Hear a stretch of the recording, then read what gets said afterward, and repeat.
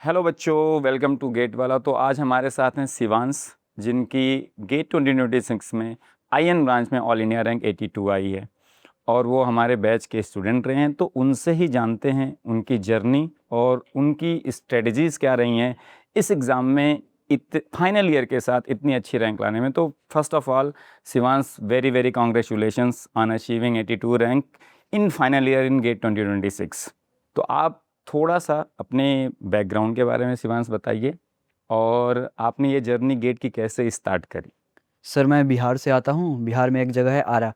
बिल्कुल। तो आरा से मैं आता हूँ और हमारी मेजर जो फैमिली बैकग्राउंड है वो फार्मिंग की, एग्रीकल्चर से हम लोग जुड़े हुए हैं।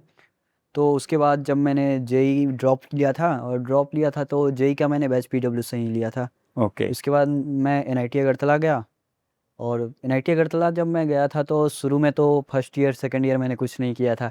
उस वक्त बैक भी आए कॉलेज में। ओके, तो बैक भी आया था हाँ, आपका। कॉलेज में बैक आए। पर फिर जब मैं थर्ड ईयर से मैं आया था तो सोचा कि अब कुछ करना पड़ेगा। तो मैंने थर्ड ईयर में एक बार गेट कर दिया था। उस वक्त 763 के आसपास रैंक बनी थी। ओके, तो थर्ड ईयर में भी आपने हाँ, अटेम्प्ट दिया था गेट हाँ। का। ओके।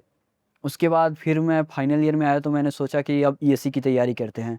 तो ओके। मैंने पराक्रम का जो गेट प्लस ईएससी का बैच है वही लिया। और ज़्यादा कोई खास स्ट्रेटजी मैंने कोई ऐसा फॉलो नहीं किया, मैंने ज़्यादा दिमाग खुद का नहीं लगाया। ओके। जो बैच में बताते गए हर सब्जेक्ट में कि ऐसे करना है टीचर्स, मैं वही फॉलो करता गया। कुछ खुद ओके। से मैंने कुछ ऐसा नहीं सोचा कि कुछ एक्स्ट्रा करने जाऊं या फिर कुछ नया। जितना बोला गया मैं उतना ही किया। और ओके। उसके बाद जितने भी एग्ज़ाम दिए मैंने, प्रीलिम्स दिए हैं, गेट दिए हैं, अभी सारे। ईएससी का प्रीलिम्स भी आपका हो यस गया है, सर। जो कि शिवांश ऑलरेडी मेंस की भी तैयारी कर रहे हैं और he is in final year in NIT Agartala में आप पढ़ रहे हैं। तो मैं एक अगला क्वेश्चन पूछूंगा जो सबसे इम्पोर्टेंट क्वेश्चन है उन बच्चों के लिए जो अभी शायद कॉलेज में सेकेंड ईयर में होंगे या थर्ड ईयर में होंगे या फाइनल ईयर में होंगे और तैयारी कर रहे हैं। कॉलेज के साथ कई बार अपने किसी और एग्ज़ाम की तैयारी को मैनेज करना इतना आसान नहीं होता यस। किसी भी बच्चे के लिए, आपको भी वो परेशानियां आई होंगी। यस। तो आप उन एक्सपीरियंसेस को शेयर करिए कि कॉलेज के साथ जब आपने ठाना कि नहीं यार अब कुछ करना पड़ेगा, आपको बैक भी आई थी, उसके बाद आपने सोचा, तो आप कॉलेज के साथ कैसे अपनी तैयारी को मैनेज करते थे? लेक्चर्स देखना, फिर रिवीजन करना, फिर बाकी चीज़ें, उसके बारे में थोड़ा सा अपना एक्सपीरियंस सर बताइए। कॉलेज के साथ लाइव तो अटेंड करना मुश्किल है, क्योंकि कभी-कभी हमें क्लासेस तो रेगुलर होती है, पर वहाँ पे तो हो जाता है प्रॉक्सी लग जाए या फिर आप बंक कर दें। पर क्लासेस लाइव देखनी मुश्किल है। और रिकॉर्डिंग में एक फ़ायदा है कि टाइम का जो लिमिट है उसमें हम स्पीड बढ़ाकर देख सकते हैं। और अगर आपको चीज़ें समझ में आ हाँ, रही हैं तो। हाँ, स्पीड बढ़ाकर देख सकते हैं और वहाँ पे वो एक फ़ायदा मिल जाता है। और ले देकर वही है कि टाइम निकालना पड़ता है, तो उसके लिए मैं ऐसा करता था कि मैं बहुत जल्दी उठता था। मैं जब अपनी तैयारी कर रहा था मैं रात को 2 बजे तक उठ जाता था, हुँ। क्योंकि सुबह में वो भी है कि हॉस्टल में रह रहे हैं, तो हो सकता है आपको कभी बाहर दोस्तों के साथ जाना पड़े। प्लेसमेंट चल भी रहा था, फाइनल ईयर में प्लेसमेंट होती है, दोस्तों को प्लेसमेंट हो रहा है तो उनके प्लेसमेंट पार्टी में जाना है, तो इसलिए मैं जल्दी उठता था। हुँ। और 2 बजे उठ जाता था, तो मतलब दिन में कुछ भी हो, मतलब आगे कुछ भी हो, मैं 2 से 6-7 बजे तक मैं बहुत अच्छा खासा पढ़ लेता था। बाकी उसके बाद कभी-कभी दिन में कुछ और भी हो गया, कभी इधर चले गए या कहीं चले गए, तो वो जो एक मतलब फ़िक्स था कि मतलब सुबह वाला टाइम में मतलब पढ़ाई होगी ही होगी। बाद का होगा या होगा नहीं पता, पर सुबह वाले टाइम पे पढ़ाई होगी। तो आपने कंसिस्टेंट रहने यस। के लिए एक ये बहुत अच्छी स्ट्रेटजी फॉलो करी कि मैं जो दिन की मेरी शुरुआत है, हाँ। उसमें ही अपना जो भी एक टारगेट है, उसको पूरा करूँगा। एक मिनिमम उतनी पढ़ाई तो मुझे करनी है। यस। बाद में हो सकता है मुझे कहीं और एंगेजमेंट मेरे हाँ। कॉलेज में हो जाए या मेरे दोस्त के किसी प्लेसमेंट पार्टी में जाना पड़े। अगर वहाँ नहीं जाना पड़ा था तो वो भी टाइम आप यूटिलाइज़ ही हाँ। करते रहे होंगे, लेकिन अगर वो जाना पड़ा तो भी मेरा किसी दिन ऐसा ना हो कि ब्रेक हो जाए कि मैं बहुत 2-3 दिन ब्रेक, क्योंकि 2-3 दिन ब्रेक लेने के बाद मैंने देखा है कि फिर से अपने आप को पुश करने के लिए मुश्किल होता है, क्योंकि हमें थोड़ा गिल्ट फीलिंग होती है। तो आप जब फाइनल ईयर में अभी थे और पिछले साल से आप तैयारी शुरू कर दिए थे, तो आप मेरे को एक ये चीज़ बताइए, जब आप कोई सब्जेक्ट से फिनिश कर लेते थे, एक होता है बच्चों को बहुत प्रेशर आता है रिवीजन का, क्योंकि एक सब्जेक्ट सीखना आसान होता है मुझे लगता है, क्योंकि आप जब लाइव पढ़ रहे होते हैं आप चीज़ें समझ में आती हैं, आप सीख भी जाते हो। यस। लेकिन रिवीजन इंगेज करना जब कई सब्जेक्ट पाइल अप होती जाती हैं, वो स्ट्रेटजी आप कैसे निकालते थे? क्योंकि वो कॉलेज गोइंग बच्चों के लिए बहुत इंपॉर्टेंट, क्योंकि मेरे को बहुत सारे ऐसे मैसेज आते हैं जो बच्चे 2-3 सब्जेक्ट हो जाता है कि सर अब रिवीजन को कैसे इंगेज करें? सर तो मैं जो रिकॉर्डेड लेक्चर देखता था, तो अगर 2 घंटे का कोई लेक्चर है तो मैक्सिमम 70-80 मिनट में हो जाता था। उसके बाद उनका जो पीडीएफ मिलता था मैं वो डाउनलोड करता था और वो रिवाइज कर लेता था पूरे लेक्चर्स को। ठीक तो है। ऐसे जब तक एक मतलब मान लीजिए कोई एक चैप्टर में 15 लेक्चर हैं, तो 15 लेक्चर तक जाते-जाते कम से कम वो चीज़ें बार-बार रिवाइज होते जाती थी। और जैसे पहला दिन 1 लेक्चर हुआ तो उसका 1 देख लिया, दूसरे दिन जब 2 लेक्चर होंगे तो भी तो मैं दोनों का पीडीएफ पढ़ लेता था। तो ऐसे वो जो पीडीएफ के थ्रू रिवीजन होते जाती थी। ओके। तो वो मतलब एक चैप्टर खत्म होते-होते इतनी बार उसकी रिवीजन हो जाती थी, फिर उसके बाद एक बार पूरा रिवाइज करके मैं नोट्स बनाता था। शुरू से मैं नोट्स बनाते हुए कभी नहीं गया, जब पूरा फुल नोट्स एकदम तो मैं क्लैरिटी आ जाती थी हाँ, तब आप नोट्स नोट्स बनाते तभी तो। मैं मेरे तो मतलब एक कॉपी है मेरे पास, उसमें सारे सब्जेक्ट्स के नोट्स हैं। मतलब कोई भी ऐसा सब्जेक्ट नहीं है जिसका नोट्स मेरे से 20-25 पेज से ज़्यादा होगा। ओके। पीवाईक्यू लगाने के बाद ही मैं नोट्स बनाना शुरू किया हूँ। बहुत ही उससे बढ़िया पहले था। मैं वो जो फुल पीडीएफ मिलता था उसी से रिवाइज किया। बहुत ही अच्छा। तो रिवीजन की स्ट्रेटजी आपकी मतलब काफ़ी अच्छी थी। मुझे लगता है कि आप कई बार रिवीजन होने के बाद नोट्स बना देते, तो नोट्स बनाने के दौरान भी रिवीजन हो जाता है, क्योंकि हम लिख रहे होते हैं तो बहुत सिंक रहता है, हम सोच के ही लिख रहे होते हैं। दूसरी चीज़, बच्चों को जो बहुत डर लगता है जिस चीज़ से, बच्चे बहुत भागते हैं। मतलब इवन वो सब्जेक्ट सीख जाएंगे, सब्जेक्ट में समझ में भी आने लगता है, डीपीपीज भी लगा लेंगे, प्रैक्टिस शीट, लेकिन टेस्ट देने से डरते हैं कि कहीं टेस्ट में मार्क्स ख़राब आ गए सो हम डीमोटिवेट हो जाएंगे। ये बहुत बैक ऑफ द माइंड बच्चों के चलते रहता है, इसलिए टेस्ट से दूर भागते हैं। तो आप बच्चों को ये बताइए कि टेस्ट कितना इम्पॉर्टेंट है, और अगर टेस्ट में मार्क्स नहीं आ रहे हैं, जो कि बहुत सारे बच्चों के साथ होता है, शायद आपके साथ भी हुआ होगा, तो उसको कैसे मैनेज करें कि अगर टेस्ट में मार्क्स नहीं आ रहे हैं तो? सर फुल टेस्ट देना ज़रूरी है। फुल टेस्ट मैंने खुद नहीं दी और वो चीज़ मुझे एग्ज़ाम में रिफ्लेक्ट की। क्योंकि जब अगर 3 घंटे वो उस एग्ज़ाम को समझ के अगर फुल टेस्ट दिया जाए और अगर उस फुल टेस्ट में कुछ दिक्कत होगी, तो वो वाली एक पैटर्न बन जाएगी टैकल हुँ, करने का। लेकिन वही जब एग्ज़ाम में एकाएक आ जाता है और क्वेश्चन जब 2-3 फँसने लगते हैं, तो फुल टेस्ट की अगर प्रैक्टिस ना हो तो वहाँ पे ब्लैंक हो जाता है। हुँ। और वो ब्लैंक मैं खुद हुआ इसी वाले पेपर में। आप सब्जेक्ट वाइज़ और टॉपिक वाइज़ टेस्ट देते हाँ, थे कि उन्होंने सब्जेक्ट वाइज़ भी? और टॉपिक वाइज़ टेस्ट मैं दिया था, लेकिन फुल लेंथ टेस्ट मैं नहीं दिया और कभी देने की कोशिश भी किया तो मैं पूरा नहीं दिया। 1 ओके। घंटे दिया, उसके बाद मन नहीं किया, मैं बंद कर दिया। हुँ। तो कभी वो क जो 3 घंटे हाँ, बैठने का हाँ, प्रैक्टिस आपने नहीं किया। हाँ, वो मैंने नहीं किया। तो और वो चीज़ें मुझे एग्ज़ाम में रिफ्लेक्ट हुई तो इसी आप वाले पेपर में। जो बच्चे अभी 2027 हाँ, के लिए तैयार कर रहे हैं, उनको क्या बोलना मैं चाहेंगे उन्हें टेस्ट यही को बोलूँगा लेके? कि सिलेबस कंप्लीट हो जाए तो टेस्ट देना ज़्यादा ज़रूरी है, फुल टेस्ट दें। टेस्ट, अच्छा, आप जो सब्जेक्ट वाइज़ टेस्ट या टॉपिक वाइज़ टेस्ट देते थे, तो हम लोग एक बोलते हैं कि टेस्ट देना इज़ ओनली नॉट सफिशिएंट, आपको उसकी एनालिसिस करना बहुत हाँ। इम्पोर्टेंट है। तो आप एनालिसिस कैसे करते थे, और उस एनालिसिस को करने के बाद कैसे उस पे वर्कआउट करते थे?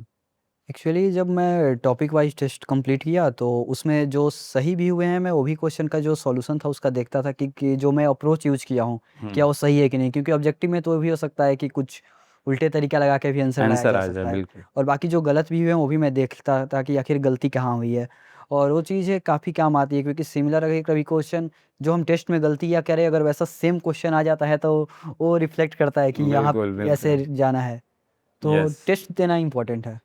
तो जो भी बच्चे 2027 वाले या 2028 वाले दे दे रहे हैं, बेटा आप जितनी भी मेहनत कर रहे हो, उस मेहनत का सही रिज़ल्ट तभी आ पाएगा अगर आप टेस्ट दोगे, क्योंकि टेस्ट से ही आपको अपनी गलतियाँ पता चलेंगी, आप कहाँ मिस्टेक्स कर रहे हो वो पता चलेंगी, और तभी आप उन पे काम करके इम्प्रूव कर पाओगे। अगर आपको आपकी गलती ही नहीं पता है और आप सीधे फाइनल एग्ज़ाम में जाओगे तो वो गलती आपसे होगी क्योंकि आपको पता ही नहीं थी, और फिर वो रिज़ल्ट नहीं आ पाएगा जो आपको साल भर की मेहनत के बाद मिलना चाहिए था। अगला चीज़ मैं ये पूछना चाहूँगा, आप आईटी जेईई जो आप पीडब्ल्यू से ही पढ़े थे और आप एनआईटी पहुँच गए थे, और उस समय भी आईटी जब हम तैयारी कर रहे होते हैं तो आईटी जेईई हमारा सपना होता है एक तरह से, आईटी जाना, है ना? IT Delhi, IT Bombay. तो अभी जो मैं मतलब मेरा पूछने का मतलब गेट ही क्यों? मतलब अभी भी वो सपना चल रहा था दिमाग में कि यार आईटी उस समय नहीं जा पाए थे, तो आईटी या आईएससी जाएँगे तो ज़रूर। तो गेट ही क्यों चुना आपने? नहीं सर, व्हाई गेट? वैसा नहीं था मतलब मैं फर्स्ट ईयर में चाहता था कि सिविल सर्विसेज़ लिखूँ अच्छा। और मैंने सोच भी लिया था कि सिविल सर्विसेज़ लिखूँगा। पर वो था कि सिविल सर्विसेज़ का वैसा है कि हम इंजीनियरिंग बैकग्राउंड से हैं, तो और वो पूरा सिलेबस डिफरेंट है। बिल्कुल। तो वो सब एक अटेम्प्ट तो उसमें लग जाएगा जब मैं उस सारे प्रोसेस को समझ पाऊँ। हुँ। तो 2-3 अटेम्प्ट तो जाएँगे। तो मैं सोचा कोई एक बैकअप के लिए कोई अच्छी जॉब हो। तो हुँ। इसलिए पहले तो मैं कोडिंग भी शुरू किया था करना कॉलेज में। लेकिन कोडिंग में किया मतलब पॉइंटर तक किया था फर्स्ट ईयर में। उसके बाद मतलब वही मज़ा नहीं आ रहा था। मेरे को लैपटॉप पे बैठ के कीबोर्ड टाइप करने में कुछ नहीं हो रहा था। फिर मैं सोचा कि अब क्या करूँ, तो लेकिन सेकंड ईयर में तो फर्स्ट और कुछ नहीं किया। सेकंड ईयर में बिल्कुल सेकंड कुछ ईयर में नहीं। ऐसा होता था जैसे हमारा ईसीई डिपार्टमेंट है, तो कोर वाले जब एनालॉग के अगर वाइवा में गए वहाँ पे पूछा जाए कुछ क्वेश्चन नहीं बता पाए तो बोल देते थे सर कोडिंग करते हैं। डीएसए के बहाने की तरह हाँ, कोडिंग यूज हो रहा डीएसए था। के वाइवा में जाए वहाँ पे पूछे तो बोल देते थे सर कोर के लिए पढ़ते हैं। तो यही ओके। चला सेकंड ईयर में। फिर मैं थर्ड ईयर में आया तो सोचा कि गेट दिस, क्योंकि जब मैं देखा कि गेट में मतलब मुझे समझ में आया कि गेट किया जा सकता है, तो मैंने गेट चूज तो किया। कोर में इंटरेस्ट हाँ, थोड़ा सा बढ़ा होगा जब मैंने तभी। सब्जेक्ट पढ़े तो मुझे लगा ओके। कि ये सब्जेक्ट काफ़ी अच्छे हैं पढ़ने के लिए, तो हम्म। मैं चला गया इधर। फिर गेट की तैयारी शुरू करी यस। और थर्ड ईयर में फिर आपने यहाँ पे जो बैच लिया था उसी हाँ, से आपने पूरा फाइनल ईयर तक तैयारी नहीं किया। थर्ड ईयर वाला बैच तो एक्सपायर हो गया था और वो ओके। सिर्फ गेट के लिए था। और थर्ड ईयर में ओके। मेरी जब 763 रैंक बन गई थी तो मेरे पास ये था कि कोई शायद आईआईटी मिल जाए, हम्म। तो मैं सोचा कि एक बैकअप ऑप्शन तो है ही, हम्म। तो क्यों ना इंजीनियरिंग सर्विसेज के लिए ट्राई करें। ओके। तो इसलिए मैं एक अलग से बैच लिया जो कि ईएससी के लिए, गेट प्लस ईएससी गेट वाला प्लस बैच ईएससी आपने है, तो लिया। इसलिए मैंने ओके। पराक्रम बैच लिया। Very good. और तो आप अगर मैं बता दूं शिवांश ऑलरेडी प्रीलिम्स भी क्वालिफाई कर चुके हैं और मेंस की तैयारी कर रहे हैं जो कि जून में उसका एग्जामिनेशन है और उनका एस्पिरेशन है कि वो भी क्वालिफाई करें और डेफिनेटली मुझे लगता है कि वो क्वालिफाई करेंगे। और बहुत सिंपल सी स्ट्रेटजी होती है, मतलब सेकेंड ईयर में इनका बैक आया हुआ है। बहुत सारे बच्चे ऐसे कॉलेज में अगर कभी अच्छा नहीं कर पाते हैं तो बहुत जल्दी डीमोटिवेट हो जाते हैं। आप जब सोचना शुरू कर देते हो कि मुझे लाइफ में कुछ करना है और उसके लिए आप एक्ट करना शुरू कर देते हो तो आपके लाइफ में चीज़ें अच्छी होने लगती है। जैसा कि एग्जांपल शिवांश है, थर्ड ईयर में तैयारी शुरू किया, थर्ड ईयर में बेस्ट से एकदम जो टीचर ने बोला उसको अच्छे से फॉलो किया, थर्ड ईयर के साथ 763 रैंक और अब 82 रैंक।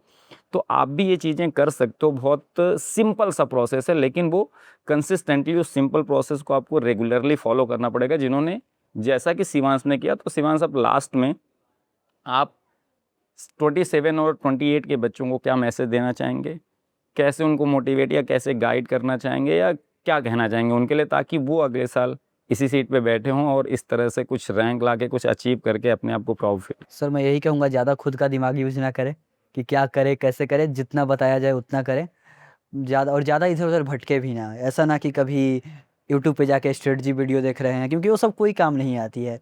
ये मुझे जेई के वक्त अपने पसंद समझ में आ गया था कि ये सब कोई काम, स्ट्रेटजी वीडियो बस जो टीचर बता रहे हैं बस उसको फॉलो करने अगर की बैच ज़रूरत है। आपने लिया है तो हाँ, बैच में जो टीचर बता रहा है वो वही चीज़ बता रहा है जिससे आपकी बस रैंक आएगी, आपको वही उसी फॉलो को करने फॉलो की करना ज़रूरत है, है। कोई एक्स्ट्रा खुद का दिमाग लगाने की ज़रूरत ना है। और टेस्ट और रिवीजन का हाँ, लास्ट में एक बार टेस्ट देना चाहिए। टेस्ट देना चाहिए। तो ये थे हमारे साथ शिवांश, जिन्होंने अपना स्ट्रेटजी बहुत ब्रीफ में शेयर किया। कभी इनके साथ टेलीग्राम सेशन भी करेंगे जहाँ पे डिटेल में जानेंगे। आपके कई बार बच्चे की पर्सनल क्वेरीज भी होती है टॉपर से कि आपने सर भैया क्या किया कैसे किया, तो उसके बारे में भी कभी चर्चा करेंगे।